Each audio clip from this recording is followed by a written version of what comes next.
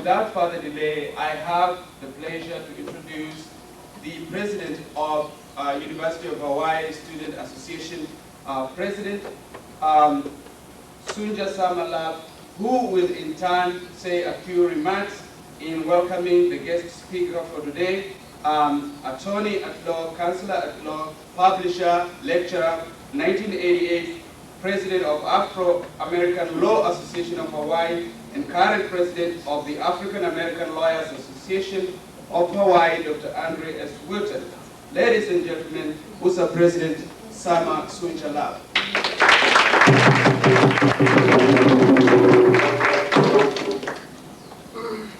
Aloha, everyone. Thanks again for coming. And let me take this off. Francis has taken care of introducing Mr. Wooten, but I've had the pleasure of meeting him in 1988, and I was at that time with the NAACP, and without his help, we would not be celebrating Martin Luther King Day as a state holiday, and we would not be recognizing a great leader that has been there for us and has died for us so that we could have progress in this struggle for peace and freedom. Without really further ado, because of the time constraints, I'd like to go ahead and give Mr. Andre Wooten the time that we have left, and I'd like to thank him very much for coming. I'd also like to thank all the students that are here, and even if everyone is not here that we'd like, just pass the word along, because it's through verbal dialogue, and it's through spreading the word that a lot of things are accomplished. So thank you again for coming, and Mr. Andre Wooten.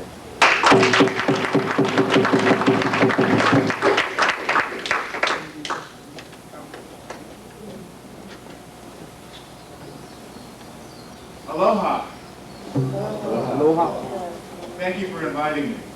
Many of you know I used to live here on the Big Island myself, down in Hawaiian beaches, and learned how to surf down at Kalapana Black Sand Beach before the volcano wiped it out down there. So I'm one of those vagabond displaced surfers from Kalapana who spread out around the world. Many of them settled on the North Shore. Old John Carper, who was one of my first clients after I passed the bar, incorporated his surf shop, and he still makes custom boards for me. A couple of years ago, my wife and I started traveling to Egypt, primarily to investigate some of the lost threads and trails of African history.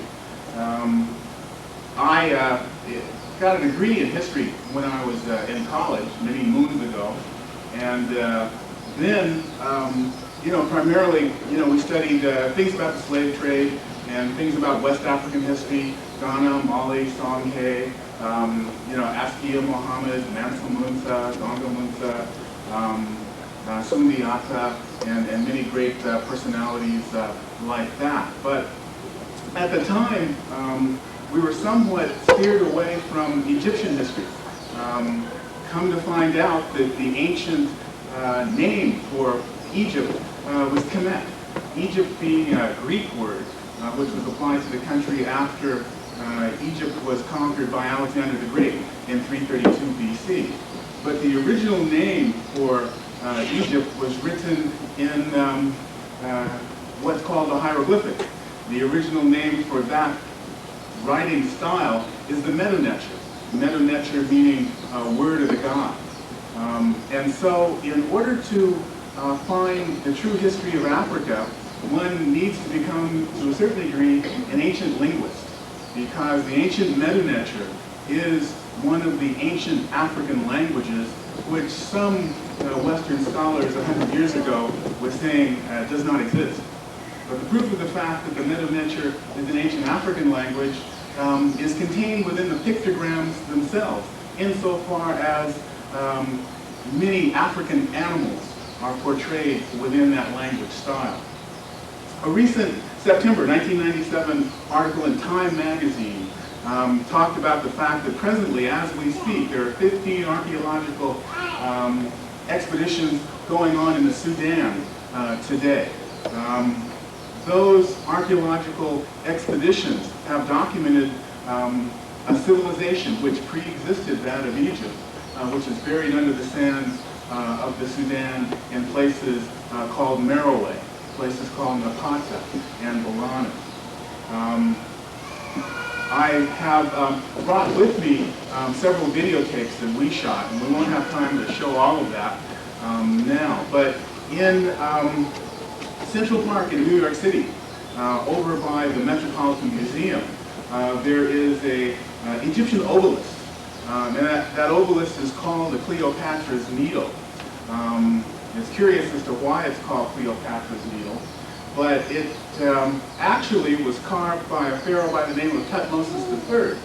And Thutmosis III was the paramount pharaoh of the 18th dynasty. The 18th dynasty was a very significant dynasty in ancient Egyptian history because Pharaoh Ahmosi of the 18th dynasty, who was that first pharaoh, reclaimed Egypt for the indigenous Kemetic and Egyptian people after Hyksos invaders, Hyksos meaning shepherd kings from the north, had conquered the northern part of the country and had divided the rule of that nation. The Hyksos invaders came into Egypt around about 1850 BC and ruled for about maybe 200 years. And then the 18th dynasty reinstated local and indigenous rule in Egypt. So the 18th dynasty was a very important dynasty, and a pharaoh who's called Tutankhamun, King Tut, was the last pharaoh in the 18th dynasty. What I have to show you today is some video that we shot about a year ago through ancient Nubia. And between 1960 and 1970, the Aswan Dam was raised for the third time in this century, and it flooded the core of ancient Nubia, creating a lake 300 miles long.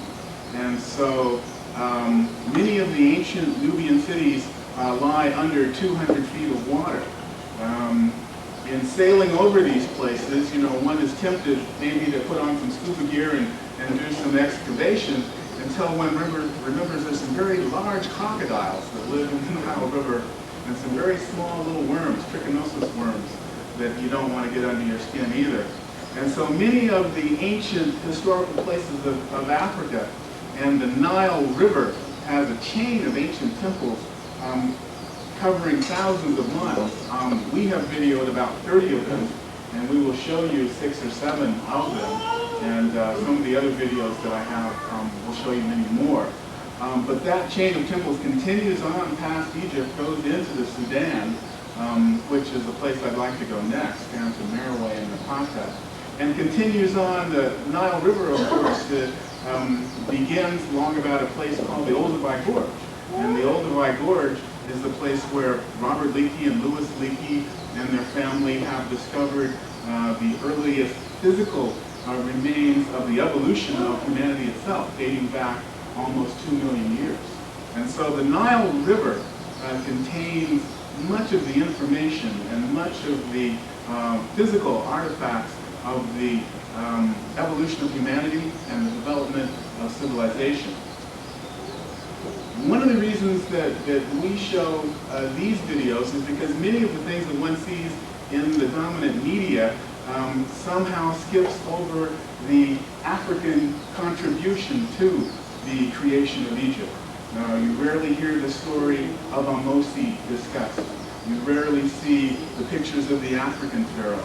But if you go over to those museums, they're right there for anybody to see. So we've basically taken pictures of those things. When I was coming up, there was a TV show called Dragnet. And every Friday, Joe Friday would be interviewing somebody about a case, and they'd be going on about this, and he'd say, well, wait a minute, ma'am, just give me the facts, ma'am, just give me the facts. And so that's what we're trying to do. Many scholars give you interpretations, but I think in order to understand the interpretation, you have to go back to the basic facts. And then once we all talk about and understand what the facts are, then we can talk about the interpretation. So the first piece I want to show you is a half-hour piece that we did on the ancient temples of Nubia, and then there's another piece that we did on the city of Luxor. The city of Luxor was called the city of Thebes by the Greeks from 332 BC up until 641 AD when the Arabs conquered Egypt from the Romans. Luxor, by the way, means city of the palaces because that's what they thought the ancient temples were. The ancient African name for this city is Waset. And Waset was capital of Egypt from about 2000 BC, the 11th dynasty, up until around 500 BC when Egypt was conquered by the Persians. The Grand Temple of Amon-Ra, the rooms of the oldest university on earth are there, and across the river from that is the Valley of the Kings and Queens, where King Tut's tomb is. And also, we'll show you a brief scene of Hatshepsut's temple. Queen Hatshepsut was also a female pharaoh, one of the few female pharaohs, and she was also part of the 18th dynasty. And about 4 months ago, about 70 tourists were killed trying to take a look at Hatshepsut's temple. And the fact of the political unrest in that area is a whole other subject which we could talk about. But without further ado, let's kick on the video, and then if you have some questions and stuff, we can talk later. Welcome as we begin our tour of the ancient temples and tombs of Nubia. This is the temple of Wadi Sabua, meaning the Valley of the Lions. And that was a statue of King Amanophus III of the 18th dynasty, who lived around 1460 BC.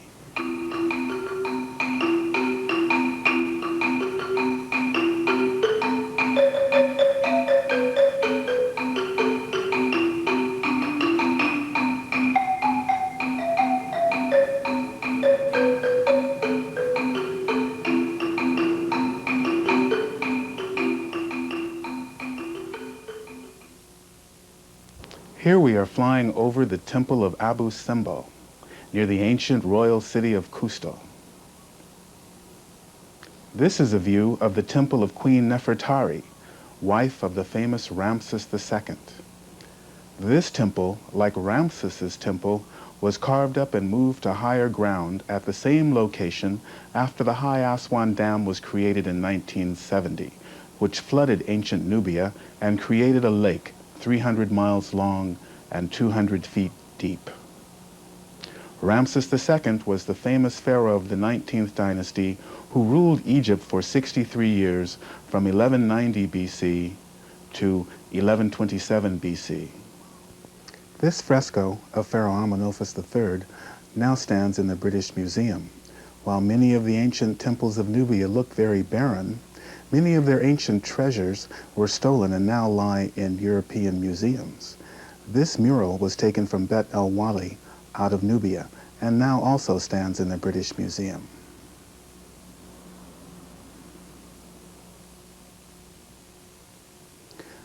The wall from this temple was taken from Merowe in the southern part of the Sudan.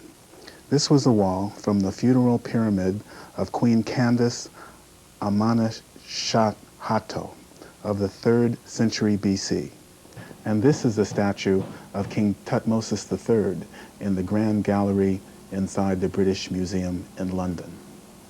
This is a statue of Pharaoh Amanophus III standing inside the new wing of the Luxor Museum in Egypt, across the river from the Valley of the Kings. This is a statue of goddess Hathor, which was found in a cache of ancient statues after 3,500 years. This is the temple of Dindar, which was saved from the inundations of the Nile and taken to New York City. This is another view of the ancient royal pyramids of Merowe.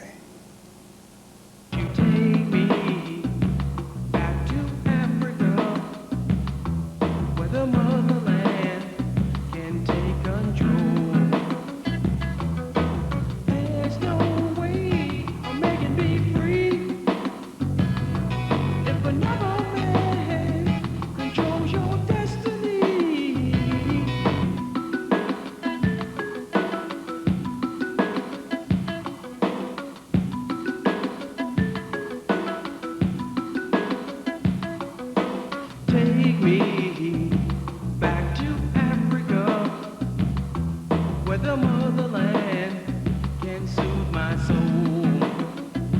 Why don't you take me back to Africa?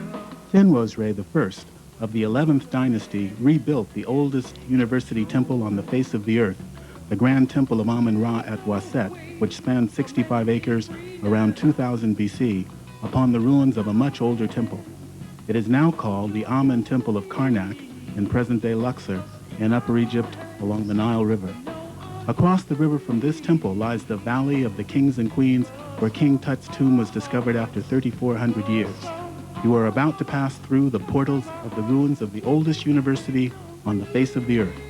Join us now for a journey in time as well as space as we tour some of the ancient cities and monuments of Kemet, reclaiming the African heritage.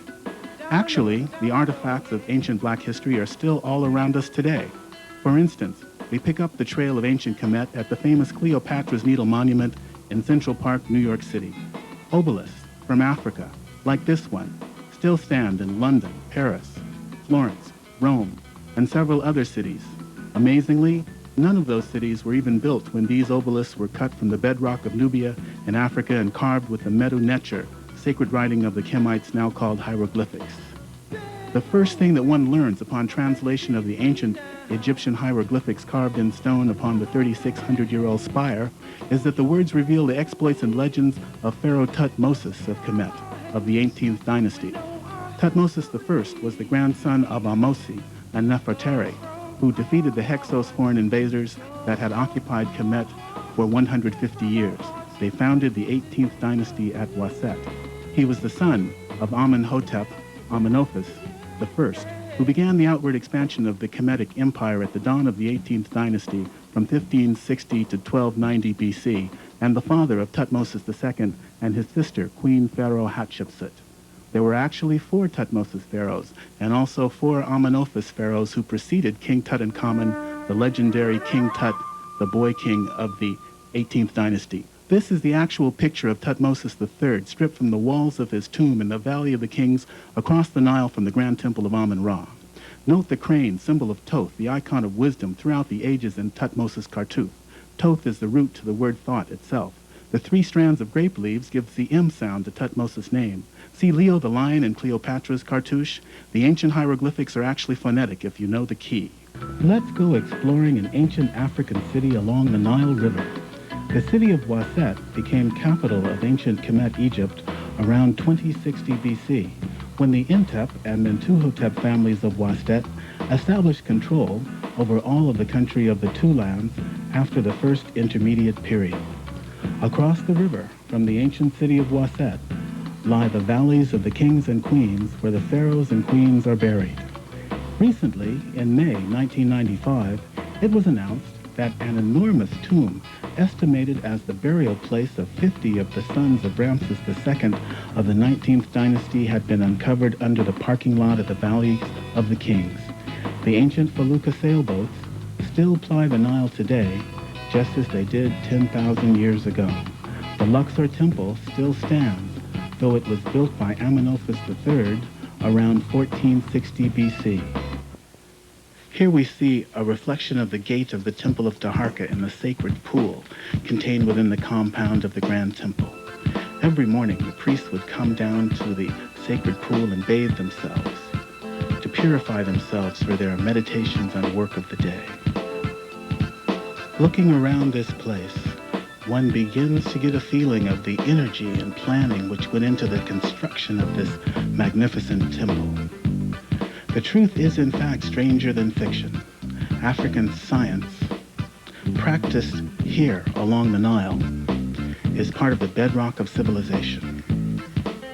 The sacred pool complex is certainly reminiscent of the Washington Monument Complex in Washington, D.C., created 5,000 years after this temple was constructed. The truth will set you free from racist miseducation. Formalized instruction was given in at least 40 major subjects: mathematics, astronomy, astrology, law, architecture, medicine, botany, and other sciences of the mind that one can only speculate about at this time. These are the famous Colossae of Memnon, referring to the Egyptian prince Agamemnon of the Iliad, written by Homer, who led 10,000 troops in the defense of Troy in the Trojan War. Actually, these statues are of Amanophus III and used to grace the entrance of his temple, which stood here. In the distance is the temple of Hatshepsut. This statue of the 18th dynasty Queen T, the wife of Amanophis III, stands in the Cairo Museum along with the statues of most of her family. They will be shown, along with many others, in the next tape in our series on ancient Kemetic history, which will be an extensive tour of the museums of Egypt, showing how the ancient people portrayed themselves in their art thousands of years ago. According to the oldest legends of the people of Fiji, as stated in the Fiji Museum, the people originally come from the city of Thebes in Egypt. We toured the ancient city of Waset, Thebes, Luxor in part 2 of our Reclaiming Our African Heritage series. The Fiji people's legends state that they migrated south down the river Nile after a period of foreign invasion of Egypt and left Africa, spreading throughout Melanesia and the South Pacific. The people are very friendly, and the surfing is real nice in Tavaroa. Check it out. We do our best to make you proud of me, but tell the truth about our history. Give us love and show us the way. Give us love and show us the way. The Ballet Folclorio do Brasil, led by Amin Santos, performed at Leeward Community College in Honolulu on April 17, 1996. We are pleased to receive permission to share these Afro-Brazilian American artists' performance with you on cable in Hawaii in the near future. Watch for it. Mahalo and aloha.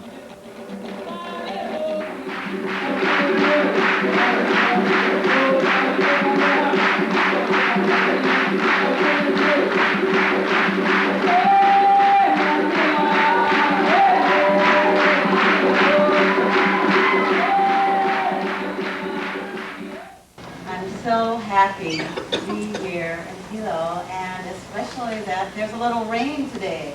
I have friends that live up the mountain and all their tanks are dry, and so it seems like that's a good sign to have the rain coming back again.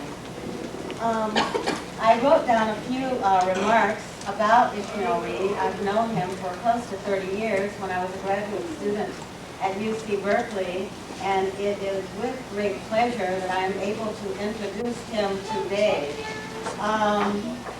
I think that if we took an overall statement about Ishmael Reed, we could say that he is very interested in cultural politics and in confronting existing paradigms and challenging them and trying to introduce new ways of thinking. He was one of the first people in the United States to introduce the whole concept of multicultural, multiculture, which is something that we all take for granted and everyone jumps on the bandwagon.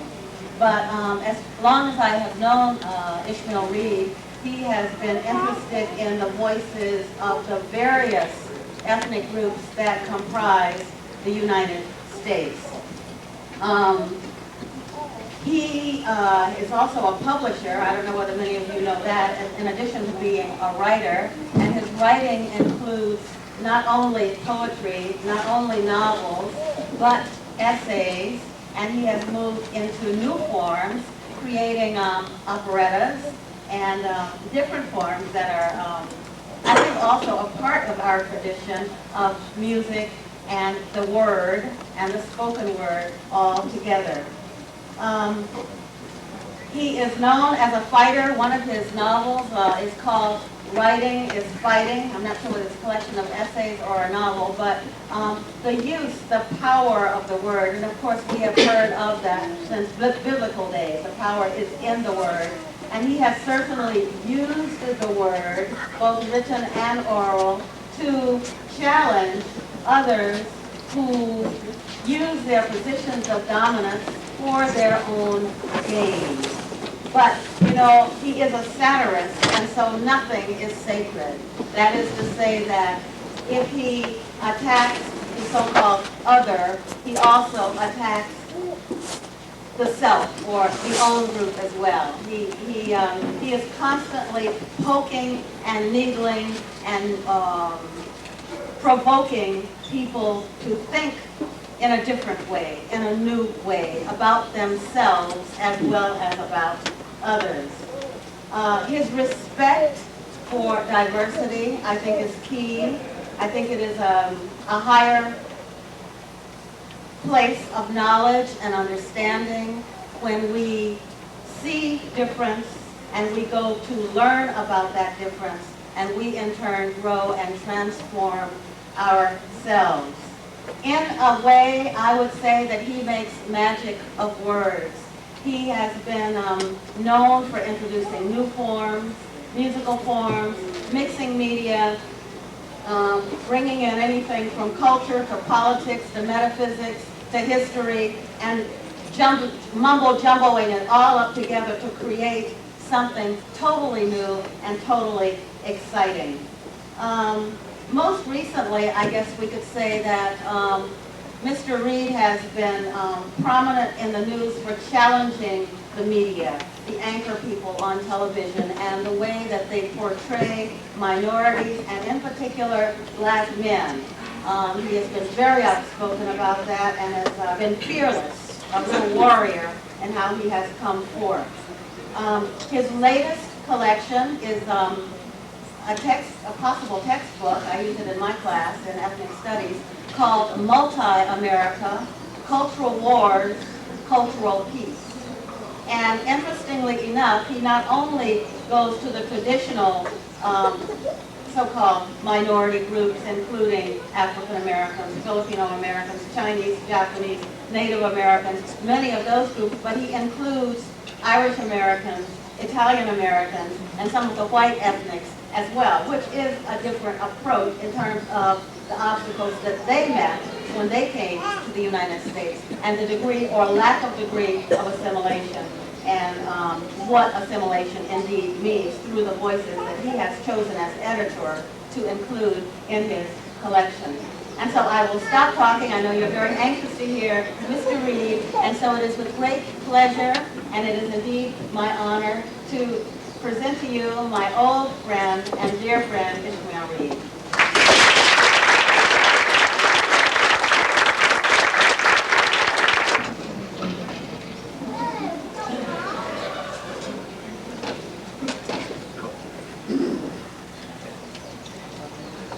Hawaii is really making you feel welcome. Talk slow. I should talk slow. Can you hear me in the back? No. I should come here more often. Louder. Yeah, is that right? That's right. Yeah. Everybody's wondering what happened to you. So I hear it. You came down here to paradise. Yeah. Okay. They're asking about you all over the country. Okay. I'm going to put you on a hard copy. Can you all hear me in the back? Okay, great. I should come here, more often. I mean, home is empty to garbage. This is really great to hear here. I want to thank Kathryn. I want to thank Ginger and everybody who made this possible. My parents here on the Big Island. Last time I was here, there was volcanic eruption. Still going? So I hope it happens again. I mean, I brought a better camera. I mean, the picture I took last time looks like a little cigarette lighter, laying on top of it. Didn't have the cheap Kodak camera. I want everybody to come here in Honolulu tomorrow to come to hear Kathryn Takara and Carla Brundridge and Tennessee Reed. I published my daughter in this big volume. She got to start somewhere, Got my brother in there too. Michael Lenore, who was a physician, to hear all of them read at Barnes & Noble at 2 o'clock. Oh, I'm sorry. Okay. Where's it located, right? In the Wadi. Okay. And Greek to me. And at 4 o'clock, Borders bookstore. So if you come out to that, you can see this anthology we put together that represents the whole Ashumari, which is the Yoruba word for rainbow, of American cultures. We have Irish Americans that come out of the closet. You know, they no longer want to be identified with William Buckley. Or, you know, lace. My Irish friends call him a lace curtain Irishman. That's somebody with flowers in their house. And Italian Americans are writing out of their experience, and we have Asian Americans, African Americans. Everybody's in this volume. It's called Malta America, Essays on Cultural Wars and Cultural Peace, and it's just on paperback from Viking Publishers.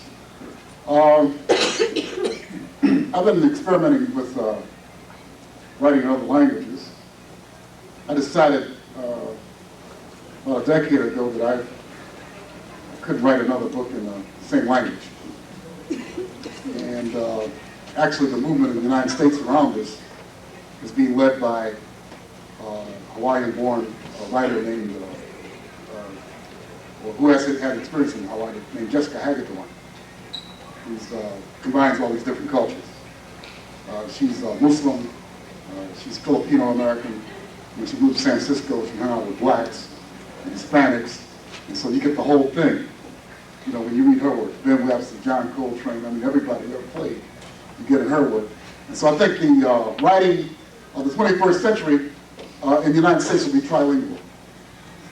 And that's happening all over the country. And people don't even feel the need to translate anymore.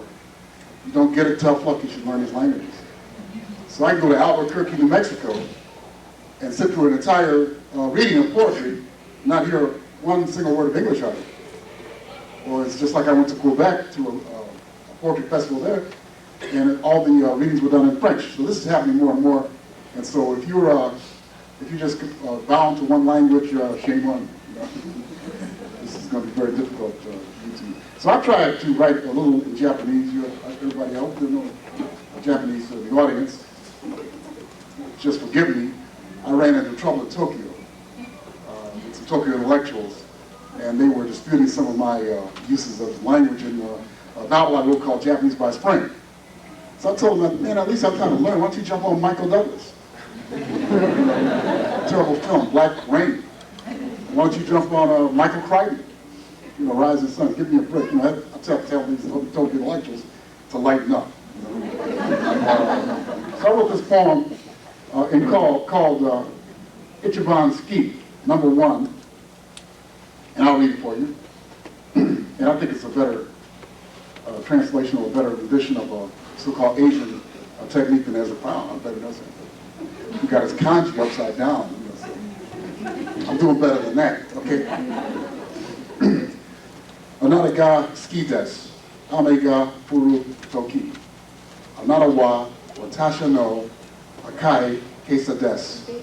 Anata ga ski desu. Oba ga ski dewa arimasen. Soshite, anata ga ski desu. Anata wa kanemochi no odi desu. Watasha wa tamanegi ga ski dewa arimasen. Anata ga ski desu. Anata wa kirena dai kon desu. Ichiban ski. Anata ga ski desu. Kuno mokuroku ga ski dewa arimasen. Anata wa yori kono mokuroku yori ski desu. And this is the translation. #1, I love you. When it rains, you are my red umbrella. I love you. I don't like my aunt, but I love you. You are my rich uncle. I don't like onions. I love you. You are a beautiful white radish. You are #1. I love you. I don't like this list. You are more than this list. Okay?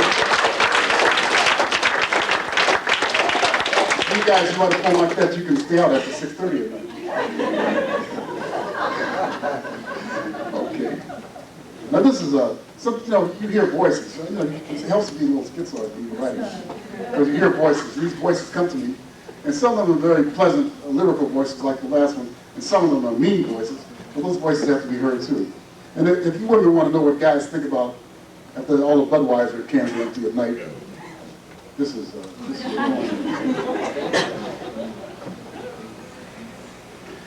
guys, do you know what forensics experts say? Every time two people encounter each other, they leave something behind. Guys, your women are keeping things from you. Make them yield property that only you should claim. Make them list the names of all of their lovers. Track these lovers down. Dispossess them of what is rightfully yours. No matter how microscopic, no matter how vague, a sigh, a compliment, no matter how circumstantial, the whispers they have shared with these women. What went on in the dark? Make them cough up old kisses and passionate sweats. Guys, beat the devil out of these guys until they come clean. Conduct a thorough search of their memories. You should begin immediately before the trail gets cold. Okay? They all look at them laughing. They all know. These kind of guys over here, they make these 4 o'clock in the morning phone calls. I love you, baby. I was sitting in the, when you get to my age, you lose a lot of brain cells. You got a million a day or something. I go home at night and say, who are these strange people in my house? I was sitting in the gate area of Southwest Airlines in El Paso, Texas. How low can you get? And I heard this conversation, and I couldn't resist writing it down. It's sort of like reorganizing it. And it's called El Paso Monologue. Mexico needs mahogany, and I plan to sell it to them. They're too far north to have their own. It's not as cold as it is in Yucatan, New Guinea, 50 degrees all year round. My men can't go swimming. Lots of elk and deer because we kill off their natural enemies, bears and panthers.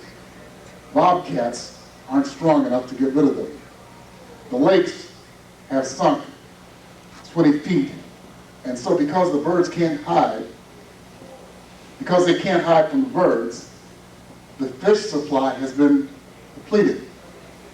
I'd like to set up some businesses in Russia. They have the most trees outside of South America, but nobody knows what's going to happen there. Those people are like the woodpeckers who leave holes in our trees. Absolutely no concept of private property. Okay. I was influenced by Native American writers who could just identify with anything. I mean, they were doing that 10,000 years before Whitman came along, hugging everything. Remember what D.H. Lawrence said about Whitman? He just hugged anything in sight.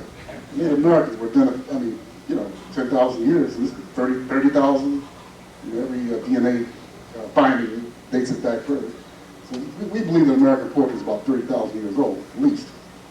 And so they identified with everything. And so I wrote this poem in which I, inspired by their work, some of their work, I wrote this poem in which I take the voice of a virus. Okay? This is written from the point of view of a virus. And I did this experiment in class. I had my students do that. And one kid came up with a classic poem called The Pear. And it's from the point of view of a pear, about how none of the classic authors make allusions to pears. There's always apples and things like that. So I did the virus here. And it's sort of like a reply to the, it's sort of like, Brooklyn-type Zen Buddhism that was going around in America in the 60s. Those guys from Brooklyn. And as one Korean American critic said, You can't become a Zen priest hanging out in the tavern all day, on North Beach drinking beer. So anyway, the Beatles made this record about I Am the Walrus. And this sort of replied to that. I am not the walrus. I am the virus. Your insides are not supple. You are defenseless against me. Your science, impotent. Your antibiotics, I tricked them. I am not the walrus. I am the virus. Wipe that smile off your face. This is serious. I can make you delirious, spending all your waking hours in the can. Nobody can give you a hand. I'm not the walrus, I'm the virus. I can render you incapable of eating, of loving. When I get finished with you, you will curse the day you were born. Your mother, your father, your God cannot help you. I spit on your God. I will make you hot all over. I will send chills. Your bills will pile up. You will bleed from every hole in your body. Oh, you think I'm ugly, huh? Just for that, I will pock up your pretty face. You will put food into your throat path. I will block the path. Population control, get out of the way. I'll show you how to deal with that. Your body will shrink like a pop balloon. I will follow you into the ground. I will fight the worms over you. You are mine. You belong to me. I am not the walrus. I am the virus. I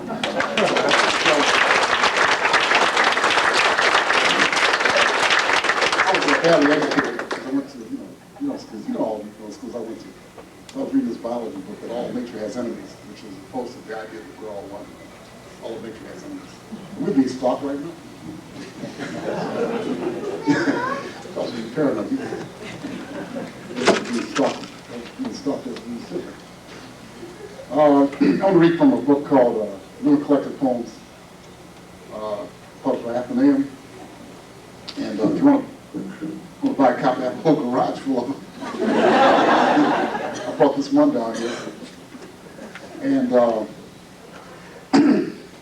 I was very much impressed by a song. Some of our great poets are songwriters. I'm trying to get a textbook I've been working on for the last 3 years through marketing and through all the reviewers, so that Cole Porter and Dolly Parton can be in the same anthology with the unreadable Wallace Stevens. I give up. Somebody tell me Wallace Stevens. And so one of our wonderful writers, and finale writers, all those writers are writing poetry, blues, rock and roll. One of the great poets of this century, Langston Hughes, was the first to recognize blues and so-called vernacular work as poetry, rock and roll, and all that. So this is a poem that's patterned after Cole Porter's great work that is a perfect exercise for metaphor if you want to use in your classroom. You're at the top. This is called Life is a Screwball Comedy. Life is a screwball comedy. It's Cary Grant leaning too far back in a chair. It's Bill Cosby with a nose full of hair. It's Richard Pryor with his heart on fire. Life is a screwball comedy. It's Mom's baby leaving her dentures home. It's the adventures of Hopeman Bing. It's Bert Williams doing a buck and wing. It's Stephen Fletcher sauntering before a mule. It's matches in your shoes. It's April Fool. Life is a screwball comedy. It's Scatman Crothers with a sexy grin. It's W.C. Fields with a bottle of gin. It's Maggie giving the dukes of jigs. It's Desi and Lucy having a doozy of a fight. It's Pygmy Markham and Slappy White. Life is a screwball comedy. It's Will Rogers twirling a rope.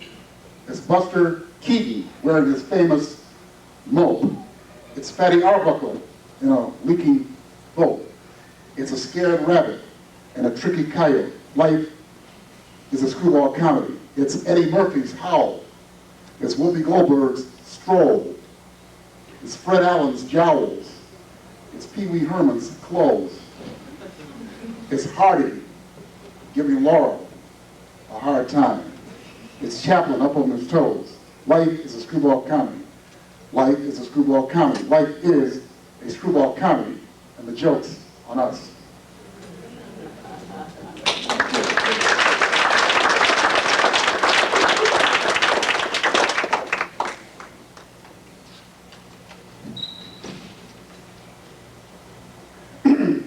Today, I feel bearish.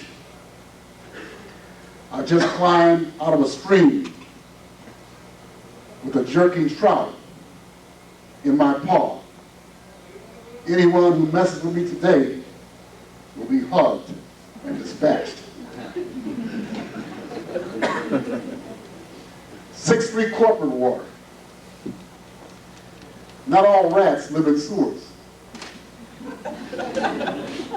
Some of them dwell in $1 million rat's nest on the Alameda and drive to work in a Mercedes, laboratory rat white. You wouldn't even know they were rats.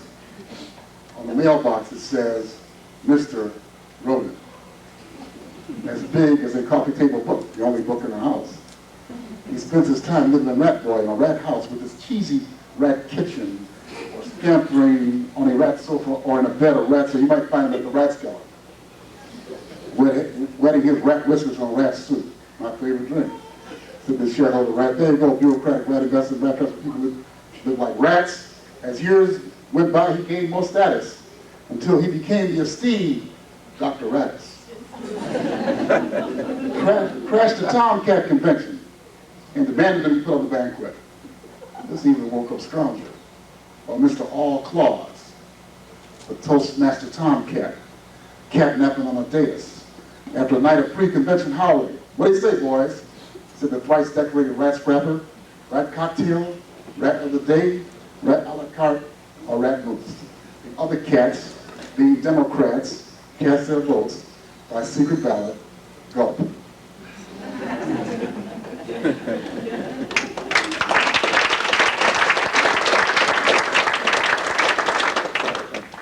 I know of a man who treated his body like a dog.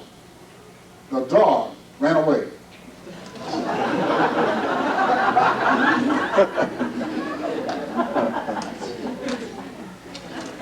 Okay. When lovers die, they blossom grapes. That's why there's so much wine in love. That's why I'm still drunk on you.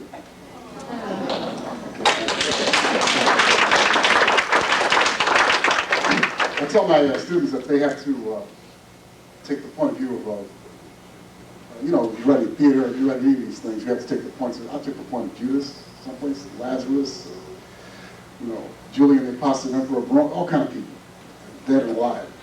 So my students have to do this exercise. So I took the point of view of a historical, contemporary icon. I don't know if you remember the story a few years ago about this guy who was caught in Queen Elizabeth's bedroom. Michael Fagan, who's now a folk hero in Ireland. Everybody was wondering how he got to Buckingham Palace in the first place. Well, you know, that's where the fiction writer jumps in, and this is my explanation. How he got there. My dearest Michael, my favorite lady in waiting is so loyal. Well, first I should say this is what you call an epistolary monologue, right? Which means it's a letter. But if we advertise in the catalogs that we're teaching people how to write letters, nobody would, you know, sign up. So we have to do what dentists and lawyers do. Use this jargon. I go to the dentist. The only thing I understand is like $300. I got about 5 minutes. You know, 5 minutes since I saw you last. And one of them had a party. I said, there were Will's voices all over the place. But anyway, this is a epistolary monologue letter. My dearest Michael, my favorite lady in waiting is so loyal. She certainly can keep a secret. Every day at tea time, she sneaks me 3 bottles of beef eater. She knows that I can't stand tea. Today she brought me your note. This morning she had to bring me 2 tablets of Myatol. I still haven't recovered from my trip to America. Must have been the tacos and beans we ate at the Reagan's Ranch. That woman is so rude. You remember how she tried to upstage me during her trip to London? Wailing about town with her motorcycle escorts. Got up in that tacky red dress and those wide-brimmed hats that make her resemble a witch. I was speaking to her husband, and the poor man fell asleep, still telling the same jokes. But back to your note, my sweet Michael, I was so touched. But how would it look if another scandal happened to the Windsors? They still haven't gotten over Uncle Edward. If I ran away with you, the public would take away our allowances and evict us from Buckingham Palace. How would we survive? On hot dogs and beans? Our only experience is in shaking hands and smiling. And there doesn't seem to be an awful demand for people who know how to walk in processions. Somebody has to keep a level head. Andrew carrying on with that tart. Diana locked up in a room starving herself, all because she found out Charles' secret. The secret we kept from the public all these years.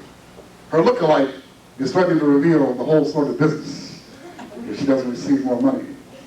And Princess Anne, granted that she's my daughter, but sometimes I think she's so ugly, she should be arrested for public ugliness. The poor young man she's living with is always talking about leaving her. He says he has to put a bag over her head in order to get a good night's sleep. So please understand, my darling, I do love you. Queens have feelings too. But if I married you, a poor laborer, who would feed my horses and my dogs? Well, it's 2 a.m. here in the palace. As the Americans say, I'm in my gym. I just turn off all the lights. Everyone here is so wasteful. Philip and my bodyguards are in the next room watching video cassettes of Dynasty. Oh, I wish I could be like that Crystal. Always taking chances, going where her heart leads. But I've grown accustomed to my duty, my position, and the grand tradition of which I am a symbol. And so, don't be cross with me when my lady-in-waiting delivers this note to you. Goodbye, my darling, and please forgive me for having you arrested.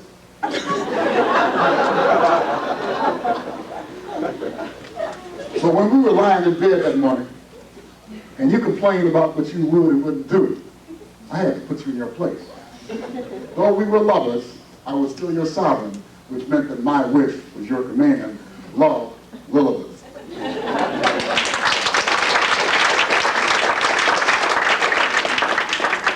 Thank you. The next poem is one that we all acquainted with. Of course, you know, I've been studying African religion for a long time and different kinds of religion. I'll tell you what works in America. You say Jesus, everybody stands up. I was amazed. I was in a hall about 2 months ago where there was a whole lot of commotion. We were trying to get people to stand up. I said, Jesus, everybody. So I said, this is a very powerful legend. The legend of Jesus of Nazareth is a very powerful legend. So I decided to write a poem, and it's a story that we're all acquainted with. Okay? It's a story that many people are acquainted with. And this is called Judas. Funny about best friends, huh, Lord? Always up in your face, laughing and talking, leading the praise after your miracles. That Judas, you had great hopes for him. Good background, good looking, even in a corduroy suit made in Poland and $30 shoes. It was his quiet appeal that kept the group in wine money. As soon as you turned your back, he took your business to the Goyim. Told him, you go around and tell everybody you're the Son of God. You see how careful you have to be about whom you go bar hopping with, Jesus? Now you drowsy, Jesus. They pricked you full of thorns on you.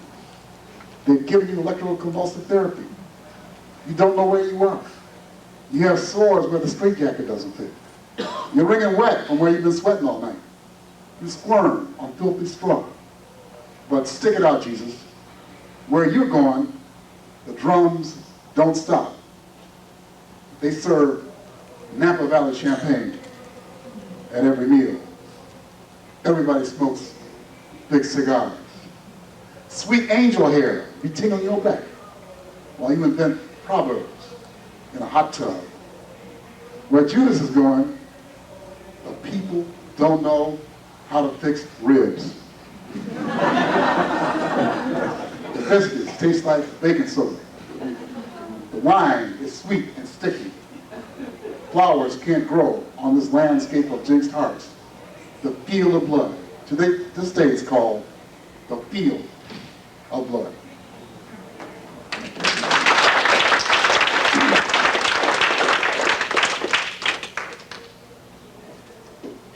I decided a long time ago that these people who are calling themselves revolutionaries are the type I wouldn't want to run in the government that I lived under. So I wrote this poem called The Reactionary Poet. If you are revolutionary, then I must be a reactionary, for if you stand for the future, I have no choice but to be with the past. Bring back suspenders. Bring back mom. Homemade ice cream. Picnics in the park. Flagpole city. Straw hats. Rent parties. Corn liquor.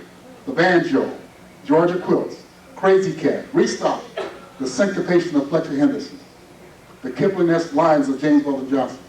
Black Eagle. Mickey Mouse. The Bach family. Sunday school. Even Mel LaGuardia, who read the comics, is more appealing than your version of what lies ahead. In your world of tomorrow, humor will be locked up and the key thrown away. The public address system will pound out headaches all day. Everybody will wear the same funny caps and the same funny jackets. Enchantment will be found expendable, charm a luxury, love and kisses a crime against the state. Duke Ellington will be ordered to write more marches for the people, naturally. If you are what's coming, I must be what's going. Make it by steamboat. I like to take it real slow.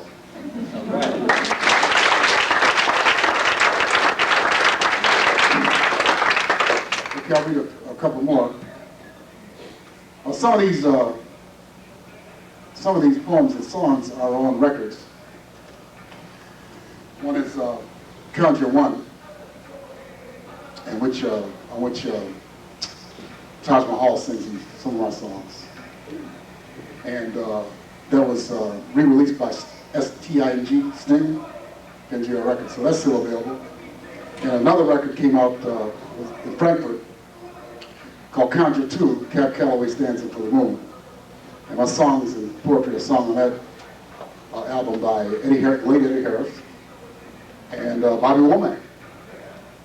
And we did a tour of Europe to something called Ishmael Reed Band, which means I carried the bass. I said, why you invite me along? I don't know how to play anything, so I was carrying the bass, and all that. And I got to travel with Little Jimmy Scott, who sang my stuff, and Jack Bruce from Creed. And I said, if I never write anything else, I got Little Jimmy Scott and Jack Bruce singing my stuff and Taj Mahal. So if you want to buy those albums are around. I got a garage full of those too. And this is a song that they surprised me that Little Jimmy Scott sang in, I think it was Hamburg. Skirt Dance. I am to my honey what marijuana is to Tijuana. The Acapulco gold of her secret harvest. Up her lush coast I glide at midnight, bringing a full boat. That's all the Spanish I know.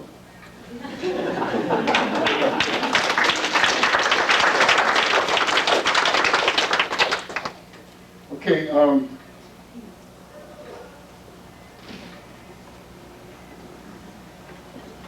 think I'll read a couple more here. The Pioneers, this is written in Sitka, Alaska, where I spent a lot of time. And I think there are places in this country where you can be the only black person in town? Yeah, the only black person in town. Have you ever had that feeling? Yeah, people look at you like you're gay, these guys, these big up trucks. I was in a place called Sitka, Alaska, which is great because the Indians and the Anglos were the ones that wore. I was sort of like a spectator. And I had a first point of view about what was going on there. My biggest recreation was to drive down the mountain to pick up a TV Guide every Wednesday. That was a big cultural recreation. You know, right? Sitka, buying TV, the market there. The pioneers and the Indians disagree about a lot of things. For example, the pioneer says that when you meet a bear in the woods, you should yell at him, and if that doesn't work, you should fell him. The Indians say that you should whisper to him softly and call him by loving nicknames. Nobody's bothered to ask the bear what he thinks.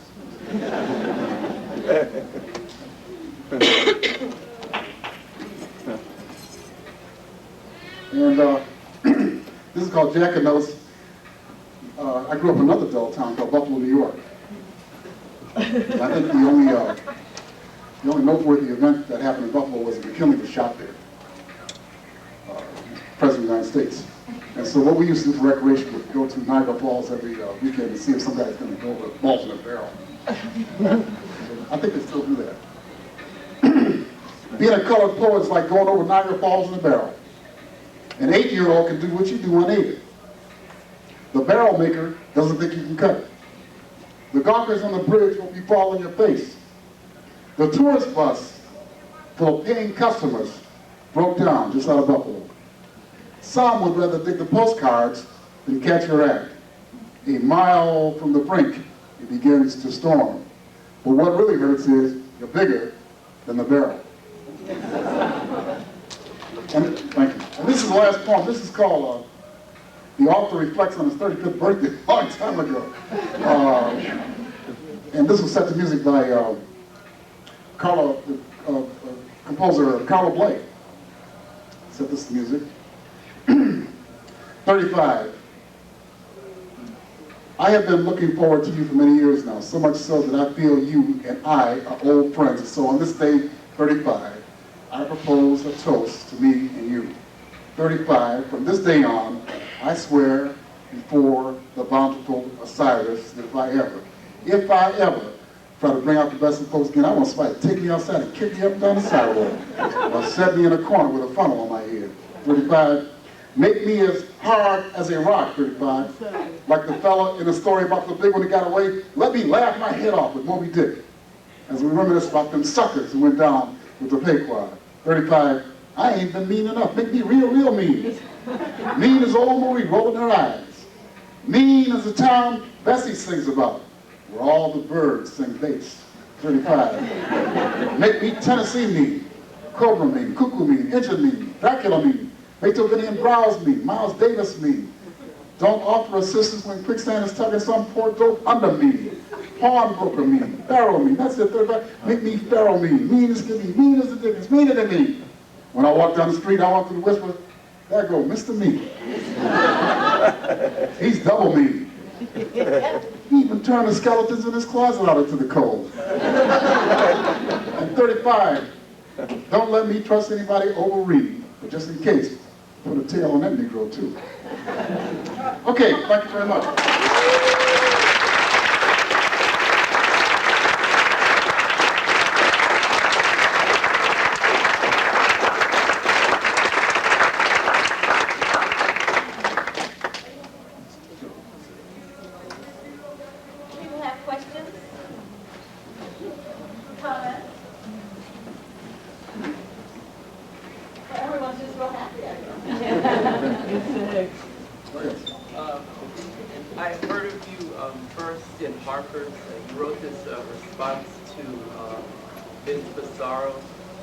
Talking about Henry Louis Gates and how he's the appointed commissar of the literary establishment. What other, and you said that there are other people that he could have consulted. So what I wanted to know, was there anybody that you had in mind? Sit right in the front row. Kathryn Takara. We have African American scholars all over, everywhere. There are Japanese American scholars everywhere. Asian American, Irish American scholars all over the place. You know? But when they review our work, they usually hire somebody from the outside who's going to put it down.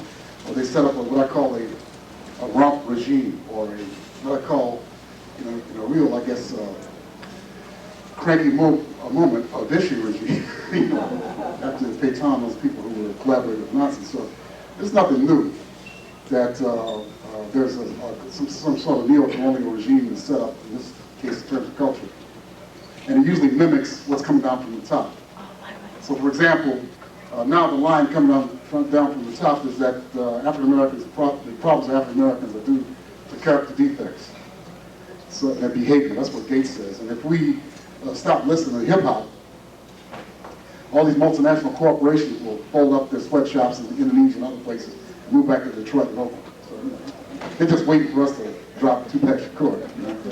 Then all these places will come back to home, Nike and all of them. So I just think it's full of flaws. So I don't know about here, but on the mainland, we blame the victims of it. And same thing is happening in other places. In Germany, I've been almost commuting there. The line is that the minorities who were exterminated by the Nazis, they brought upon themselves. Or as Jakob Lind said, one of the great sort of gallows humor writers who survived as a Jewish person in Nazi Germany during the war, he said, the line is that the Jewish people got in these trains and they went to Dachau and they were guilty about stealing the trains and burning up the trains with themselves in it. So that's the kind of line we're getting in the United States.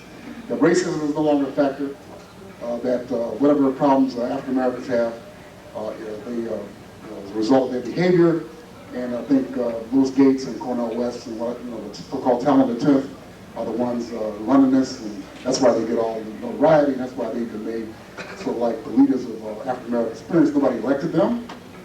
There was a referendum. Nobody came to my neighborhood with a ballot saying Gates, Cornel West, Chekhov, So I think this happens. It's not just us. It happens to every group. When they want to hear from the Irish Americans, they hear from William Buckley. This terrible person who edits the American Spectator, Emmett Terrell. That's the Irish. I know Irish American writers. We have an Afro-Celtic conference in March in San Francisco at New College. Those people never called upon. They never called upon Italian American writers who write about their experience. They call upon Gates Elise. Gates Elise's big thing is assimilating.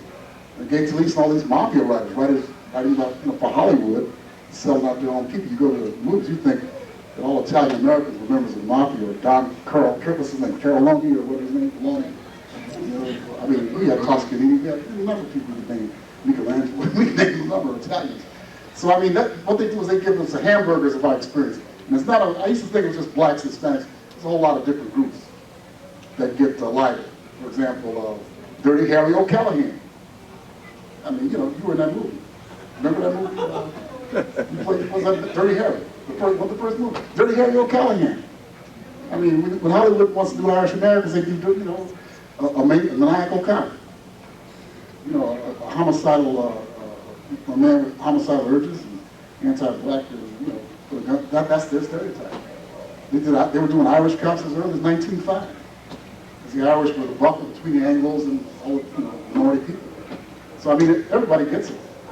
So that's what that's a long speech. But Asian Americans have their version of Gates, the company. Native Americans have their version. If you want to get over as Native American, write about fetal alcoholism.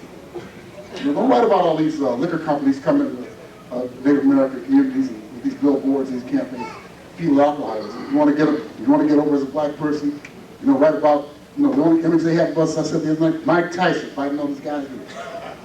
We're not biting off people's ears. We're straggling coaches. I like to strangle somebody right now. Got anybody from the press here?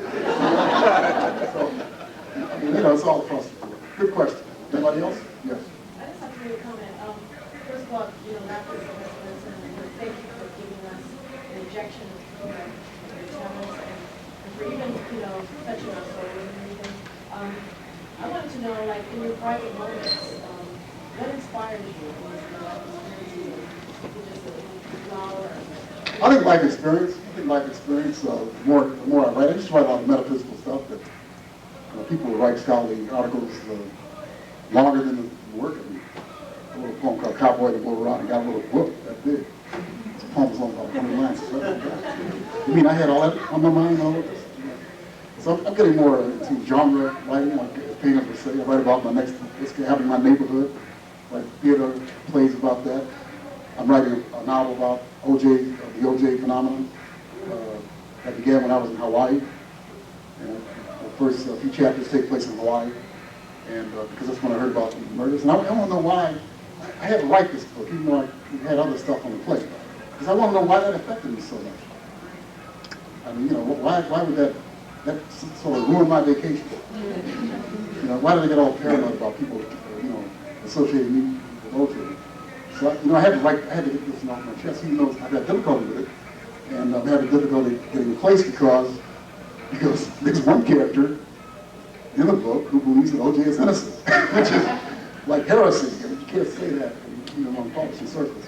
So it takes like a traumatic event. I think when you're a writer, you know, a black person, a black man, black woman. I was telling Kathryn today that there is a misconception that black women have it easy because 3 black women on the bestsellers list. Most of the best black women writers I know are not published. Or if they are published, you know, they don't have a big market. Now, if you're jumping on Moles and jumping on Mr. on television comes with, if you're jumping on, you know, scapegoating, you know, you see, the thing that happened also in this propaganda line is that 1960s, we used to talk about the white power structure, some big entity is oppressing African Americans all over. And then one about late 70s was black guys. So you get Mr. in this beautiful plantation type house. He's the oppressor. So the victim becomes the oppressor, which lets the establishment off the hook. And so they push this stuff. But I'm saying people were not writing this kind of stuff. People were writing stuff like Kathryn's Metaphysical Meditations, or I just published an African American writer named J.J. Phillips, probably the most erudite novelist in America. J.J. Phillips, who wrote Mojo Hand, remember? And it's the first novel since Mojo Hand, and it takes place in the Middle Ages, and it's got contemporary nuances about these people going around looking for the Pope's foreskin, the holy legend. This is a learned novel. We can't get anybody to review that book. This is an African American woman. We can't get anybody to review Coley McElroy's. And I just published last issue of my magazine featuring Mona Lisa Saloy. Not many people know about Mona Lisa Saloy. His mother named her, you know, a lot of people named Mona Lisa, and Nat King Cole was singing those songs, that song. And she's one of them. She lives in New Orleans, and she writes books. So, I mean, don't ever think that just because a few people, like Asian American, African American, and others, making, doing well, being embraced by the establishment, that this is a kind of renaissance. This is what they call it, because most of the writers, you know, I think they all send their manuscripts to my house. Are writing well and not getting published. Yes.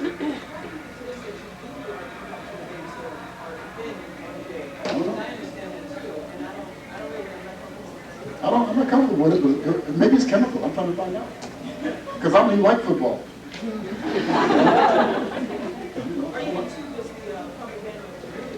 Well, it's just, you know, it's just so that we don't have a freedom yet, because freedom is actually to be able to live in anonymity. We don't have that. So Andy Rooney can make remarks about OJ and put up a reward for the killers. Yet nobody blames Andy Rooney for Timothy McVeigh. Nobody, you know, blames Andy Rooney for Pat Buchanan. They all share the same ethnic background. Jeffrey Dahmer. I didn't want to get into that. But you know, we get blamed. But nobody. Well, maybe Italian Americans might be blamed for Gotti, because they consider black people in Europe anyway. You go to Italy. You go to Italy, and that's considered like an African nation. Yeah, when I was in Spain and Italy, people were saying, well, I don't know if we want to admit the Northern Europeans, Germany, and other places. I don't know if we want to admit the Spanish to the common market because they don't have the work ethic. Because they sort of like sleep all day and go out to dinner about 11 o'clock, maybe taking a show at one. People go to work and they take a lunch hour and don't come back. You go to lunches in Madrid and people just say, I'll go home. So those are not considered white nation. But I think that we have a big problem here. We have to. I was telling people in Tokyo that don't judge black Americans by what you see on CNN. Because they only give us like hot dogs of our experience. They don't give us fine stuff of our experience, champagne of our experience. All you see is people giving all this crap stuff. And the average, I started investigating, you talked about, Kathryn talked about a book I wrote called Air and Dirty Laundry, which I have about, I don't know, 10 or 20 boxes of it if you want to copy. And I was trying to write about, because I heard so much about black pathology, people making millions of dollars with black pathology, and you look at the bestsellers list, and you find some guy saying, yeah, I was a gangbanger, and I did all this stuff, and I worked for the Washington Post. I can't the rest, you know. And I said, well, maybe I ought to study white pathology, Asian American pathology, spousal abuse in the Asian American community, which you're not talking about. Well, maybe I should study these other groups. And I can't get no work. I'm like the Maytag repairman. You know, because these other ethnic groups have problems, but they're not explored. Not only because the members of these groups have a code of silence. You can't ask the Irish and New England about murders and homicides that happen to the Irish. Nobody talks about it. And, you know, or you go to the Asian American, you know, a Chinese American writer tried to write about Chinese American pathology in Newsweek, and he got visited by the 6 companies, somebody from the 6 companies. So everybody else hides his stuff. They hide their pathologies. But we always, you know, somebody go on TV, yeah, I've been on welfare for 30 years. And I got 10 children right here. Come on, children. I mean, so when I hear these guys saying that, you know, there's a lot of thought control. I mean, Farrakhan doesn't come to my house every day and say, well, let me see what you're learning. What kind of meal did you get today, brother? You know, we have the most open society of any group, and I think that's, as far as my research has allowed me to believe. So that's why everybody sort of like tries to imitate African Americans. You know, they want to, I mean, you know, Carl Jung came to the United States and said, these white people here were no longer Europeans, they were walking like black people. That was 1909, I think. So, people want to copy African American culture as the original culture. Maybe that's because it's an open society. Whereas other, like for example, I don't know if you know a writer named Chitra Divakaruni. Chitra Divakaruni wrote a book called Arranged Marriage. She's an Indian writer. We have a new wave of excellent writers from the subcontinent, Indian subcontinent. They're all publishing books now, excellent writer. And she writes about arranged marriages still taking place in American communities. Arranged marriage, I mean, at least in a black community, you can marry, I guess, you know, you don't have to, your parents don't dictate the person you get married to. So I think it's rough all over. And I think there's to focus upon what we call black pathology, blame everything on black people, is to ignore the problems of millions of other Americans suffering in silence. So when I went to Tokyo, I said, don't judge us by what you see on television. We won't judge you. Like this Asian bashing is back on the mainland. Asian bashing is back on the mainland. So because of this campaign contribution scandal, and they had a cover on the National Review. I don't know if you saw the cover down here. It was right out of World War II propaganda. You know, stereotypes and caricatures of Asians on the cover, and they're so arrogant down there that that magazine that they when the Asian American organization tried to get them to apologize for this cover, John O'Sullivan, who was the Tory editor of the National Review, said this impudence up of which he would not kowtow to, something like that, kowtow to. So I mean, that's the atmosphere. So you can't get a clear picture of Asian Americans in the National Review. Ironically, this magazine, which is edited by Irish Americans, have forgotten that these are the same stereotypes they carried of Irish Americans in England. That when the great apes were brought in from Africa and put on exhibit in London, the Anglos said, well, now we know that the Irish are the missing link. So I mean, you know, this was used against them, but I mean, America's crazy because, you know, a group assimilates and then uses the same kind of stereotypes against the minority group that was used against them. So I think institutions like this ought to straighten that out. You can't depend upon the media, and you can't depend upon Hollywood, you can't, because they're furthering the problem. And I'm looking at movies now that are recycling D.W. Griffith's Birth of a Nation, 1998. You get a movie by Clint Eastwood, who's supposed to like African American music, in which they do a direct quote from Birth of a Nation, where the white woman's driven off the cliff by the black guy. He gets birth. Same thing, come on. Or this degenerate, what's his name, Torrentino, or whatever his name is. I mean, this guy's sick, man. This guy's got a really degenerate, depraved mind. And I don't know what you think of Jackie Brown. You go see Jackie Brown, and you see the same plantation images of black people of the 19th century. You got to look real hard, but it's there. And I'm looking at Pam Grier trying to get through this movie with her dignity, and I mean, she's stereotyped too. So it's all in the culture that feeds us, and so the universities ought to combat this. Somebody over here, yes. Yeah, I just have a question. I also want to elaborate that that's very true. Same thing with the Arabs and Saddam Hussein. That's right, I think absolutely. all of us are that. Absolutely. But I want to say that I know I respect your work and I think it's music in itself. But I was curious if you play horn or you play any other instrument? Well, I'm studying jazz piano, Yeah. and I don't think I'll never get it. It's the most complicated music. Do you have, and your lyrics? Do you ever put them with beats? Yeah, well, as I said, a number of composers have put my stuff to music, including David Murray and Alan Toussaint. Who's like called the Black Irving Berlin. Good songs for everybody. He's done some songs of mine, and Carl Bley, as I mentioned, Steve Lacy, a number of musicians. Any hip hop beats? I know you. Well, I'm too old for that. No, you ain't. I love hip hop, but I'm too old for that. Made a comment before this is the that Halima Shabazz has taken up the time to prepare soul food for everyone. And so if you have to leave, then you can perhaps make a plate for yourself, and right after you're done, then you can all enjoy it. Well, thanks very much.